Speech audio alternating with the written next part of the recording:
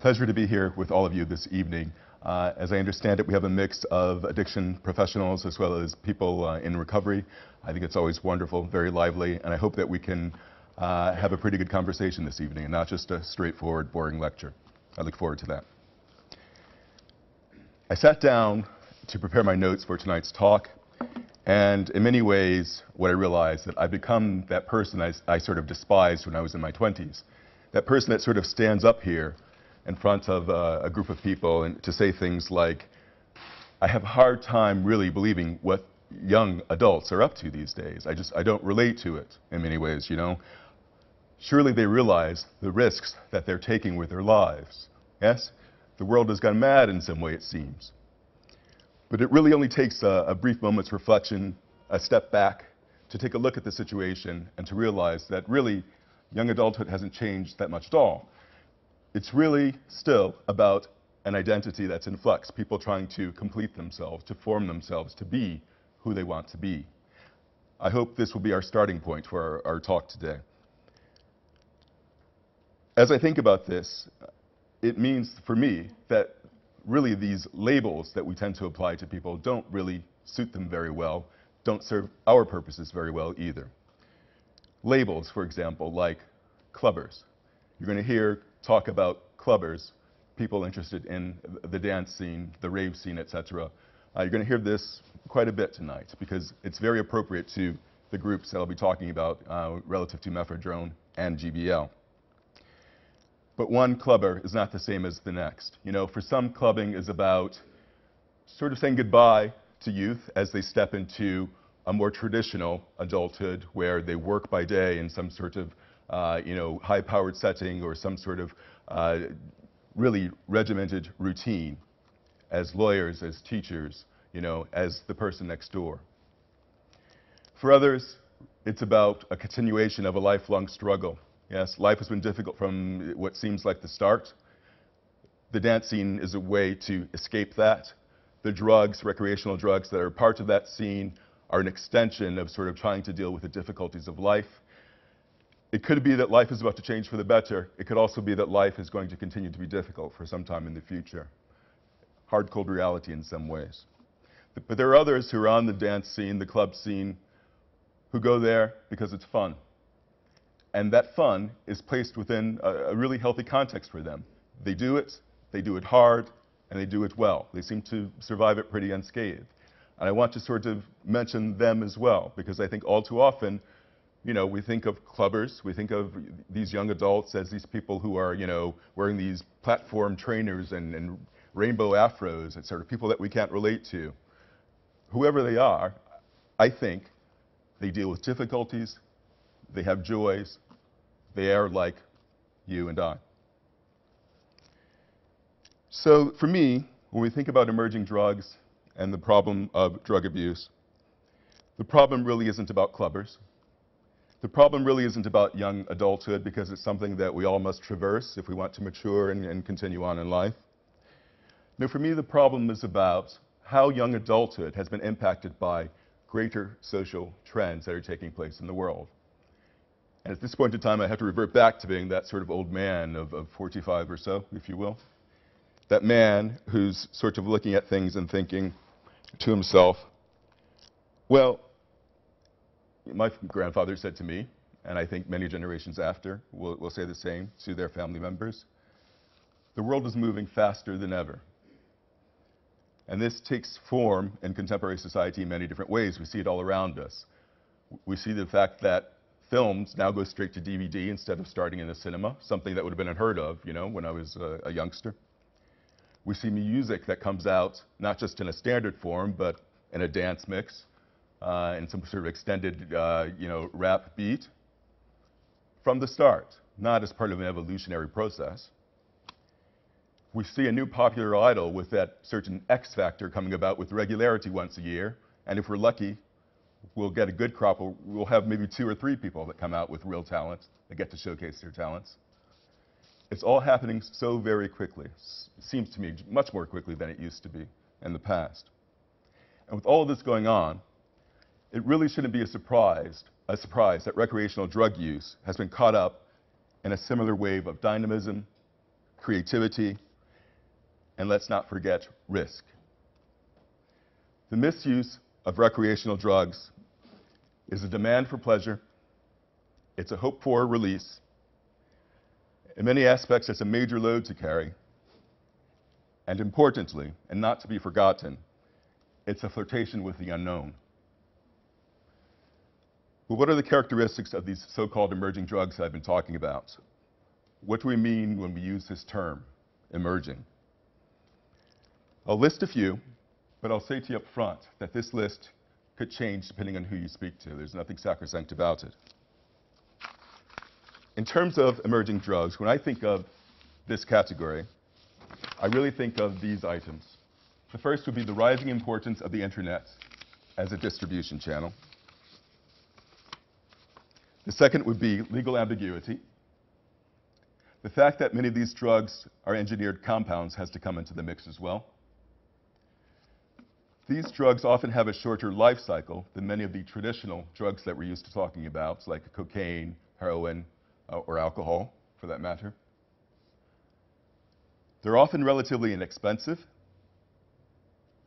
and the side effects and addictive profiles are often unknown. That word unknown has cropped up again. Very important when we're talking about emerging drugs. And I'd like to take each one of these points and discuss them in a bit more detail at this time. First is the internet. For me, when I think about the internet in relation to drugs, what I think about is ease of access. People have computers at home, people have computers at work, and even if you don't, you can go to your neighborhood your neighborhood internet cafe and get access that way, or a library, for example. So access, in some ways, has never been easier. And this means that you don't necessarily need a street contact to get what you need, although many of these drugs are still sold in terms of street contacts, like traditional drugs. International sourcing.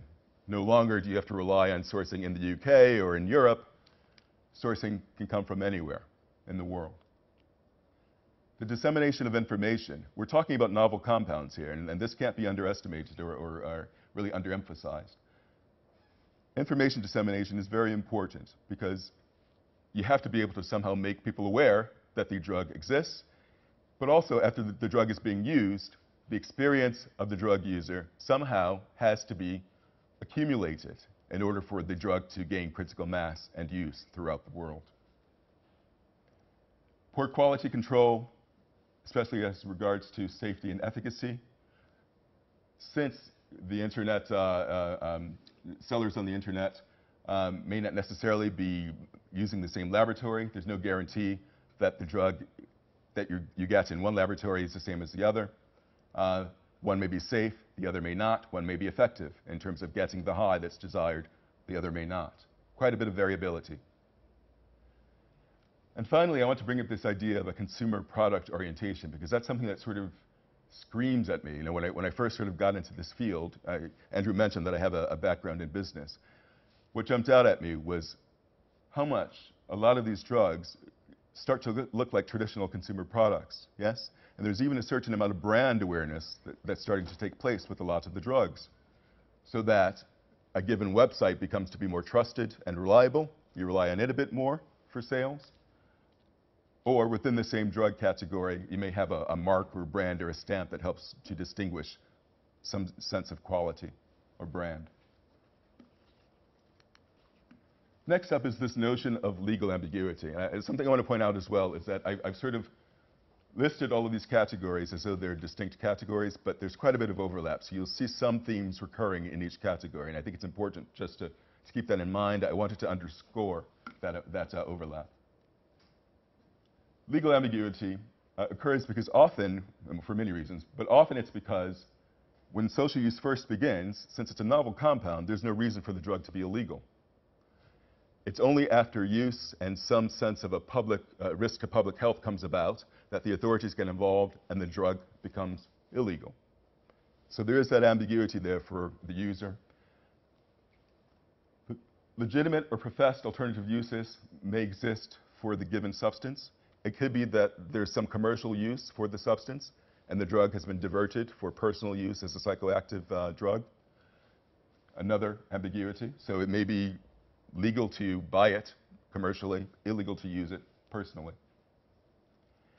There's also this idea that because these are engineered compounds, you could have a drug that is really quite similar to another drug, yet one is legal and one is illegal.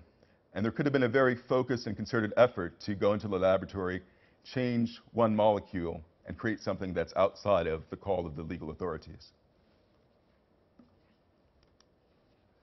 I mentioned engineered compounds. The engineering means that quite often these substances can be created very cheaply in factories around the world. There's the potential for small changes in chemical structure to lead to new entities that avoid illegal status. I talked about this before.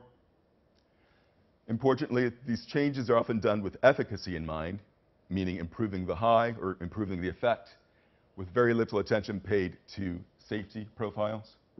And related to this notion, the fact that since these aren't regulated substances, at least in the beginning, there's no official research and review process, so there's no way of knowing exactly how effective the drug is or how safe the drug is. It takes a while to develop those profiles, a number of years. So we really need to caution users as professionals, and those people that use substances need to be very wary of the fact that just because it's on the internet, it's not necessarily safe. Shorter life cycles come about for many of the reasons that we've talked about. The small changes in the compounds leading to new drugs. New drugs being manufactured all the time to replace current drugs of interest. This is slightly different. It refers to somewhat of a notion of fads. Yes, this consumerism that I'm talking about. You know, sometimes manufacturers really want to sort of stay ahead of the curve, come out with the latest and the greatest. Legal classification, again, going from legal to illegal status means that there are an awful lot of people that no longer want to take the drug. And that's something I want to bring up too, because with these emerging drugs, and it's something that's different from traditional drugs of misuse and abuse. Quite often, these users don't want to consider themselves as people that would break the law. What they want is a bit of fun, but they want to do it safely and without worries of going to prison or having legal troubles. Also, there's the notion that popularity is impacted by the purity and quality of competing drugs. There's a big argument that says that Mephedrone has become so popular in the UK because ecstasy and cocaine declined in terms of quality and purity over the same period. I mentioned the expense before, so I won't belabor the point. Laboratory synthesis makes it easier to produce than a lot of plant-based alternatives. Non-psychoactive uses means that there's a ready-made source available that's commercially available already.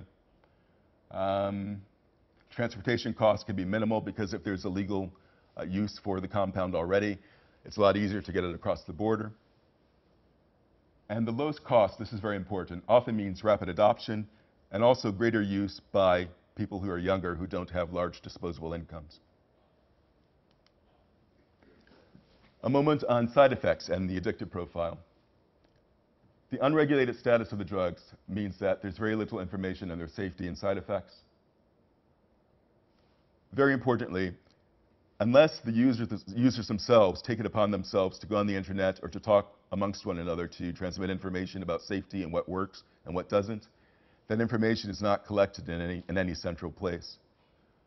And I think that's where those people who are professionals, as well as those people who are using substances, can do a lot to mitigate the damage that's caused by these emerging drugs by talking with one another. There's this tendency for drugs to be presumed non-addictive until a compulsive profile develops. We'll talk about this in a bit more detail, the GBL. There were a lot of people that were quite surprised that physical dependence could arise with the use of GBL, but it's become very clear that it can and does. Side effects can often be fatal or cause serious harm with very few or very small doses. So unlike traditional drugs of misuse and abuse, it can only take 1 or 2 uses of some drugs that are improperly prepared or some drugs that are just not known very well to have serious harm due to side effects. So what are we talking about in terms of emerging drugs? We've talked about it as a category. Let's be a bit more specific.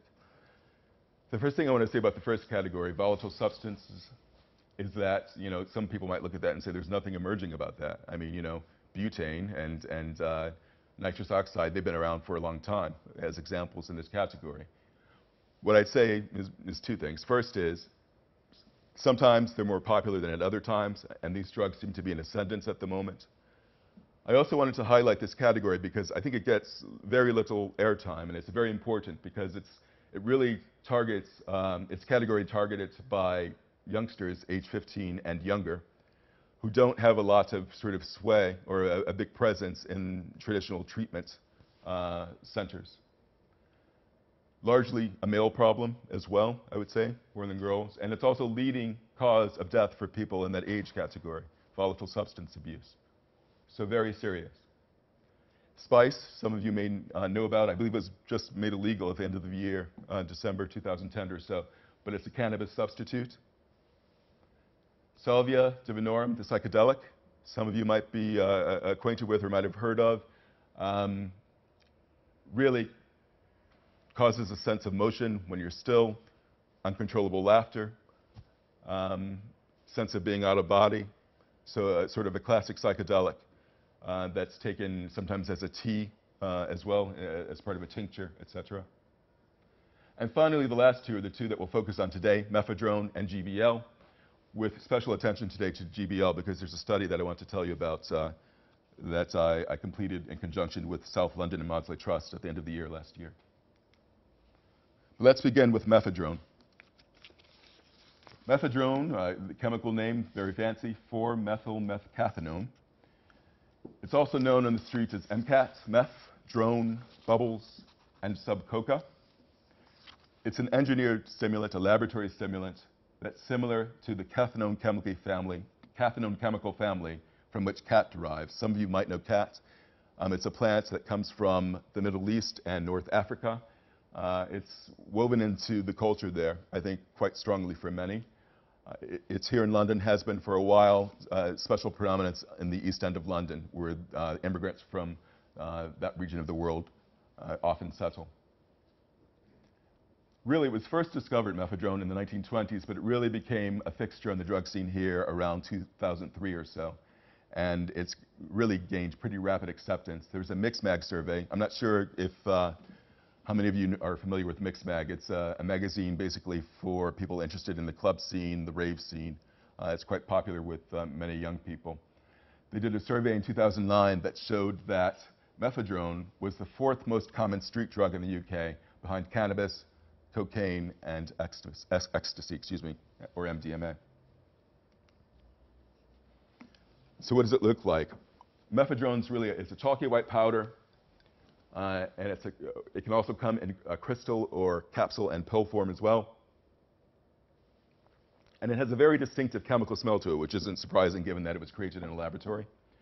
It's usually taken by being snorted, swallowed, or injected. And it's often used in combination with alcohol. So Mephedrone as a stimulant will give you the high, and alcohol is often used to bring one down from that high. But it's also sometimes used with other substances like other stimulants, cocaine, and used with cannabis. Relatively inexpensive at 10 to 20 pounds per gram. That compares with cocaine, which can cost 30, 40 plus per gram, depending on the time and place. Toxicity, it gives a stimulant effect, but what many clients say is that the stimulant effect occurs without the euphoria that you get with other stimulants. So it's a bit more reliable. It allows one to keep one's wits about one a bit more than some of the other substances. But unfortunately, that comes with some other side effects, which aren't great. Rapid heartbeat and palpitations. There's a characteristic grinding of teeth, which is very common with other stimulants. Tremor, fever, sweating.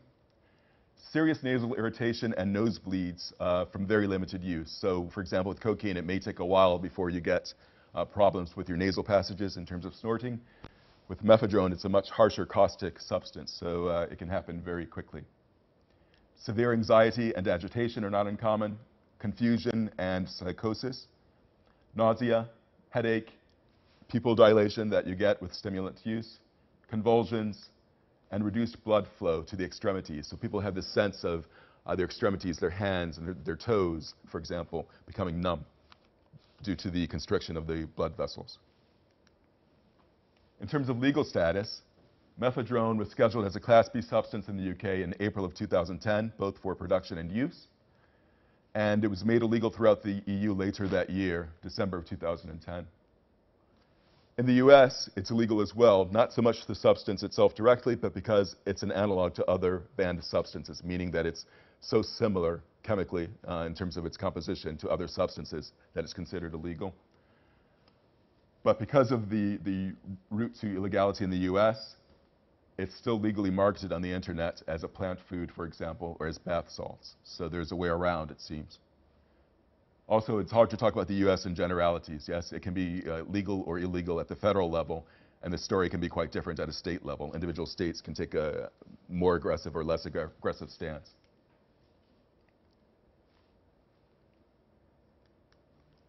So that's Mephedrone as a brief introduction. What I'd like to do now is spend a bit more time on GBL.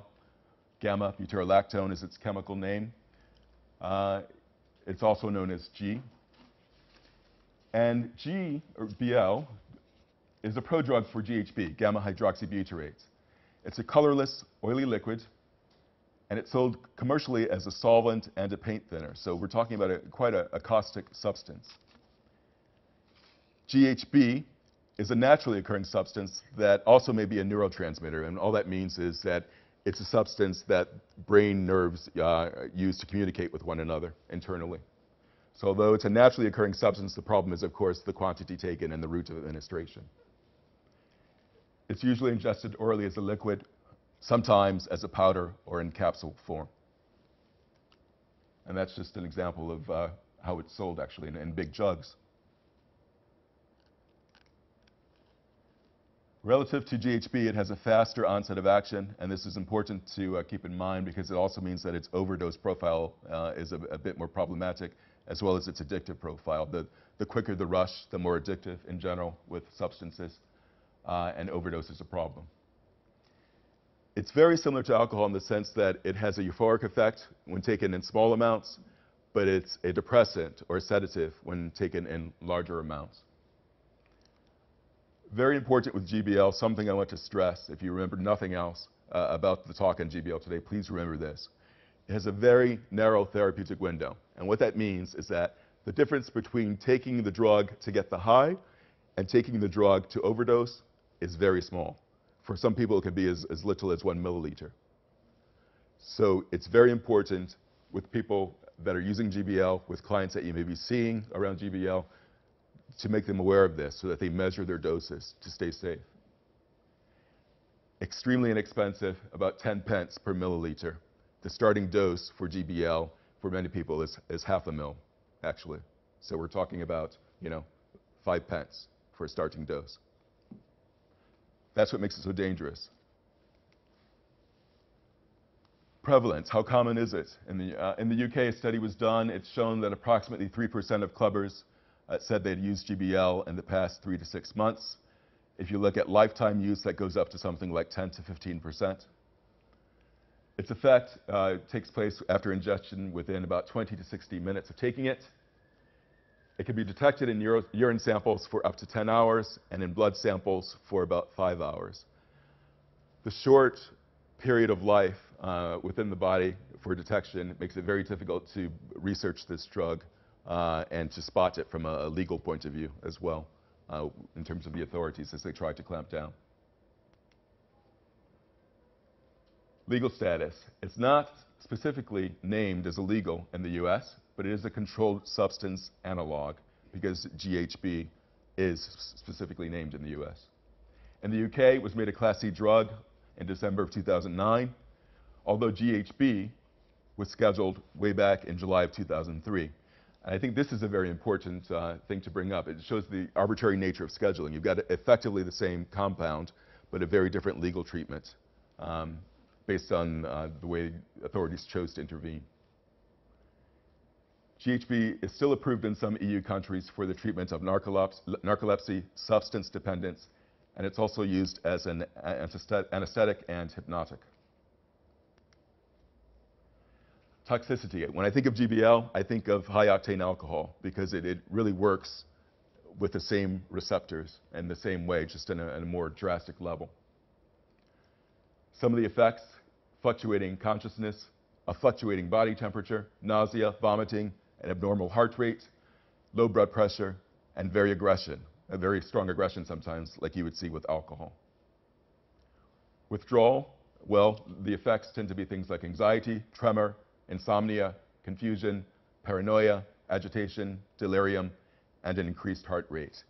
Very difficult to tell what's going to happen. The effects can be very different from one person to the next. So that's important to keep in mind. I'll talk a bit more about withdrawal a bit later. There's a study done at St. Thomas's Hospital, London in 2008. I want to mark that St. Thomas's Hospital, of course, is the closest hospital to the Vauxhall club scene that exists. So they get a lot of the people that overdose on the weekends. St. Thomas's is the first port of call. What they found was they looked at all of their presentations for overdose, and 38% of the overdoses in 2008 were due to the use of G tracked back. So it's a big number. Not necessarily translatable across all of the country or the world, but it's certainly a big number. If I may, I'd like to talk a bit about a study that I did at South London and Maudsley Trust last year. It was completed. And what we did was we looked at all the people that presented within SLAM, as it's known, for GBL addiction from the period from May 2008 through July 2010. We had 39 in total people that presented during that time period. And the information here gives you a breakdown of really who those people were. 82% of them were male, so largely male. 92% were Caucasian, with some representation of people from the Middle East, as well as Asians.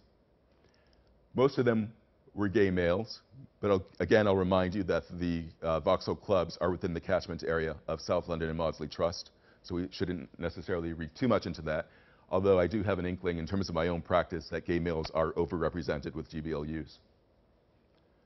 On average, they used about 24 milliliters of GBL per day, quite a bit, and used GBL for an average of 3 years before being seen for treatment.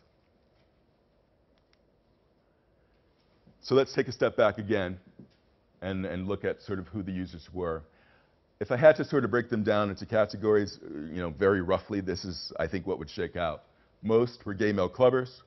Second, there were women who were allied to the club scene. They had gay male friends, or they just enjoyed the gay club scene, so they participated in that way and were introduced to GBL. Very interestingly, there were quite a few that were night shift workers, so people that had to work at nights had difficulty sleeping during the day, so they started dosing on G to help them sleep in some sort of a regular pattern. Very insidious, because at the end of the day, once you're dependent on G, quite often insomnia is a very strong side effect. So the thing you were trying to cure ends up coming back even stronger in the end. And that leads us to the final category, the insomniacs as well. Well, why did they come for treatment in the first place? Here are the top 5 reasons. Overdose. Narrow therapeutic window, again, as I mentioned before. There were people that had overdosed and had been to the hospital, 3 or 4 times within 1 year. At some point, they sort of said, this is enough, this is madness, this has to stop. So they came in for treatment. Change in legal status. Again, a lot of people don't want to consider themselves lawbreakers. They want to stay on the right side of the law. They came in for treatment. Difficulties with withdrawal.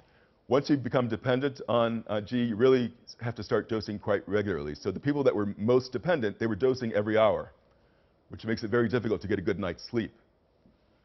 So they came in. And finally, once again, insomnia. 28% of the people in the study had some sort of previous psychiatric diagnosis, most commonly depression, but also anxiety, post-traumatic stress disorder, and attention deficit hyperactivity disorder were also mentioned. That 28% number is probably a bit lower than you might see with other substances like alcohol or cocaine or heroin. I think more typically you would expect a number more like 40% to 60% with some other more traditional substances.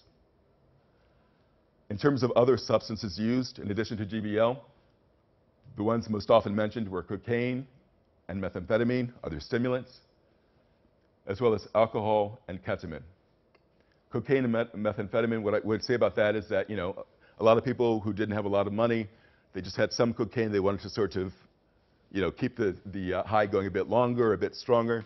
They would mix in a bit of other substances like Mephedrone, or they use GBL to come down from their stimulant use.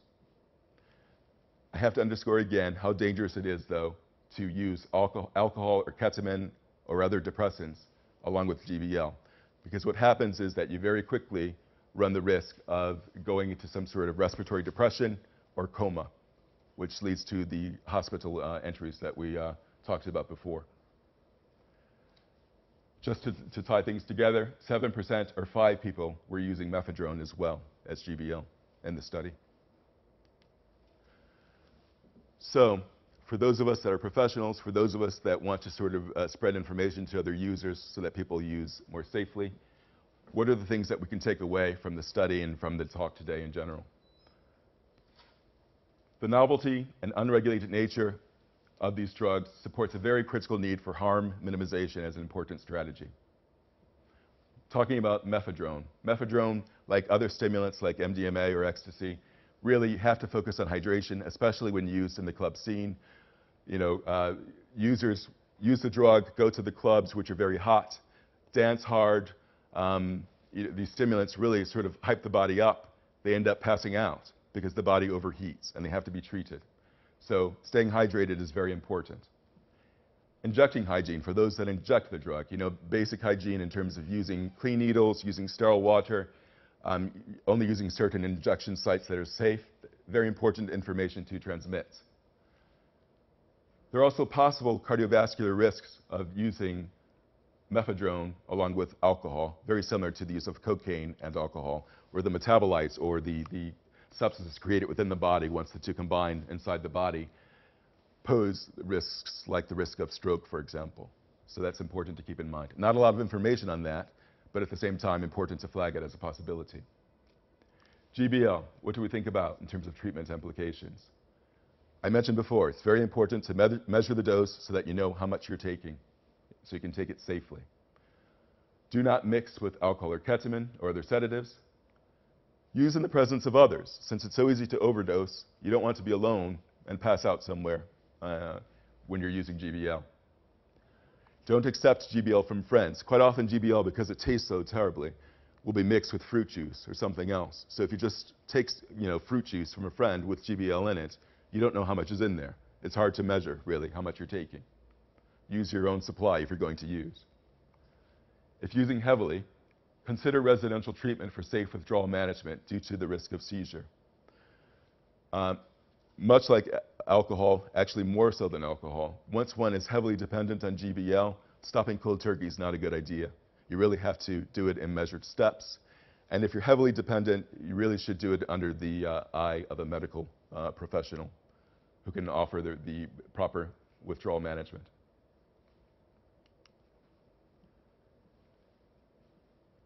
It's very important, I think, I'm thinking as a therapist now. I think group therapy is a great idea in general with clients.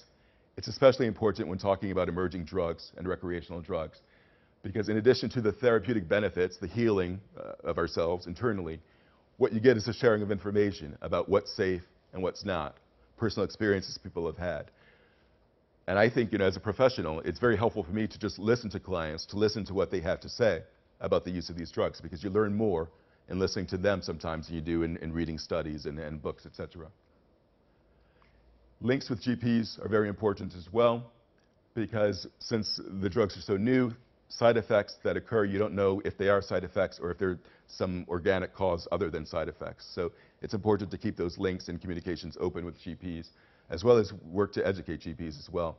And we had some horrible examples in a study where people had gone to their GPs, and GPs had done things like placed them on methadone, had told them they were crazy for taking, cleansing solvent, get out of the office, had thrown them out. So it's important to educate GPs as well. That's all changing because information is being disseminated more rapidly now, but important to keep in mind. There's a need for specialist knowledge, so it's incumbent upon us as professionals and as people who are responsible in the community to be aware of these drugs and sort of what they do and help others with the specialist knowledge. And also, as regards stimulants, you know, withdrawal management of psychostimulants, as some of you may know, is not a very easy thing. With alcohol or GBL, you have another drug, you have Librium, you have a Valium that can replace the alcohol and help you with your withdrawal from the core substance. With stimulants, it's much harder to do. You can't really replace a stimulant with another stimulant. You can only help to lessen the side effects as the person withdraws as much as possible. That means that psychological treatment is even more important when you're dealing with stimulants like Mephedrone. So it's important that the client feels contained and has a very strong relationship and a regular relationship with you as a professional and hopefully with some broader social network. As a final note, I thought I would just highlight sort of the interaction of sort of HIV treatments and some of these recreational drugs. For clients that you see that might be on HIV medication, especially protease inhibitors, protease inhibitors interact with GBL in a way by really slowing their metabolism, the metabolism of GBL, which means that there's more GBL in one's system if one is on protease inhibitors than if one had not been on protease inhibitors. This is important, of course, because of overdose potential, but also because of issues like tolerance, et cetera. In terms of Mephedrone and protease inhibitors, it's early days. We don't really know what the impact of protease inhibitors is on Mephedrone, but I think it's important to say to clients, we don't know, and you're taking them, so please be careful with your use and monitor it. This impact of protease inhibitors on GBL is most pronounced in the early weeks of use of the recreational drug. Over time, the body adjusts to the substance like GBL coming into the system, and so the metabolism tends to sort of normalize over time. And that's HIV and the emerging drugs. And that's really my talk for the moment. I'd be happy to answer any questions that you might have or have an open discussion. So, thank you very much.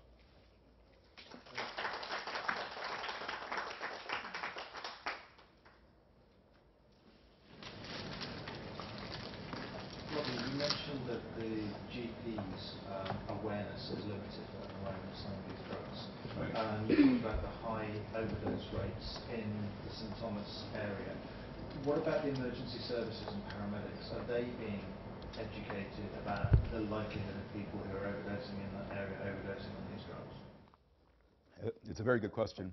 I think it's still quite patchy, to be honest with you. So, you know, South London, yes. You know, other parts of the city, much less so, it seems to be. But there's more and more being written now about it all the time in terms of presentations and clinical cases.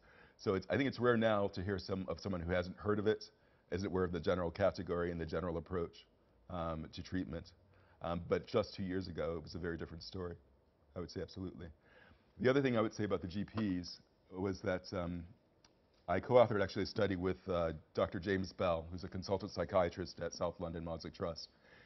And what we did was we sort of did an analysis of the outpatient treatments of people who are dependent on GBL, how successful it was, using the same benzodiazepine treatment regime that you would get in an inpatient service on an outpatient basis. The argument is, you know, a lot of these clients have a strong enough social network to be able to be treated without going in for residential treatment. And it was a pretty successful outcome, I have to say. So I think more and more GPs are reading studies like this and finding out that they can play a more active role in the treatment without relying on specialist services. And it's especially important given the financial environment that we're in these days, of course, where it's harder and harder to get the referral into addiction services than it used to be. You know, others may be fortunate enough to use LifeWorks. You know? Thank you. Any other questions? Can I just ask a question? I mean, GBL, Mephedrone, what's the awareness level of these two drugs in general with people? I work with young people, and certainly some of the adolescents I work with have certainly heard of Mephedrone. The problem is that the schools don't know enough about it. The young know more about it than the people who are teaching them. Yes. Yes. And as I said, I think that's the same for a lot of addictions and mental health professionals as well. We're sort of learning as fast as we can. I think for that reason, it's also important just for us to keep in mind sort of who the leaders are in the treatment in these areas so that we can contact and do an outreach where appropriate.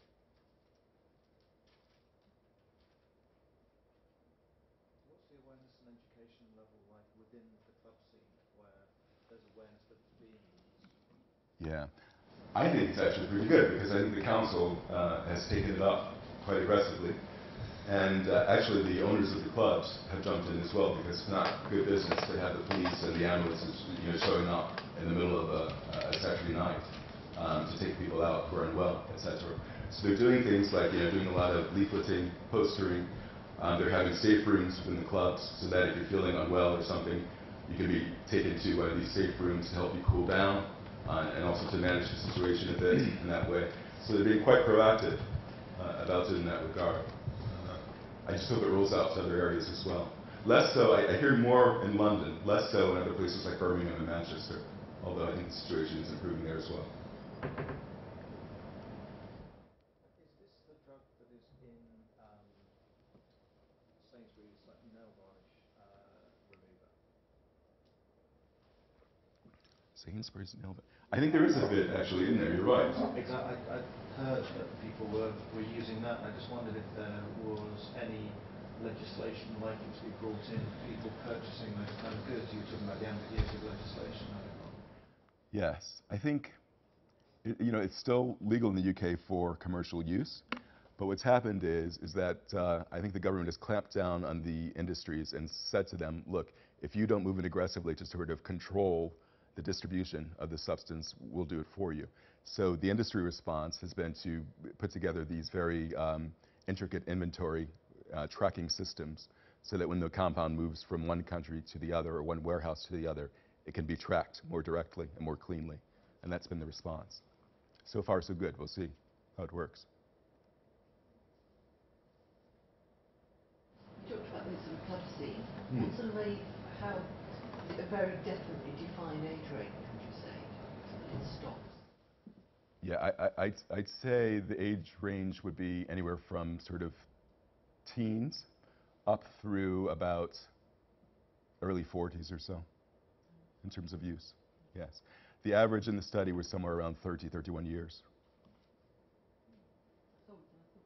Yes.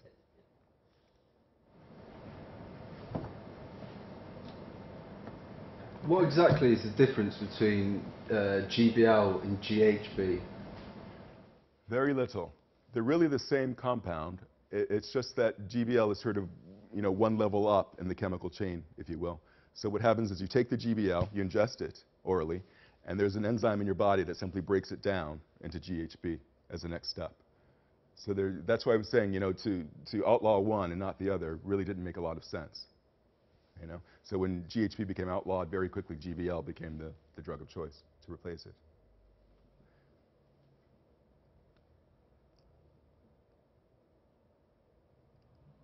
Okay. Thank you very much for your time.